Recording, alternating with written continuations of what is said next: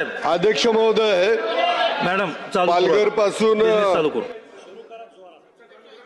काही जे काही प्यासा भरतीचे जे तरुण तरुणी यांचा लॉंग मार्च निघतोय आणि प्यासा भरतीमध्ये आपण कंत्राटी स्वरूपामध्ये काही विभागांची भरती केली आहे, परंतु त्या विद्यार्थ्यांची मागणी आहे की आमची कायमस्वरूपी भरती झाली पाहिजे आणि सरकारच्या मी निदर्शनास आणून देतो आणि सरकारकडे मागणी करतो।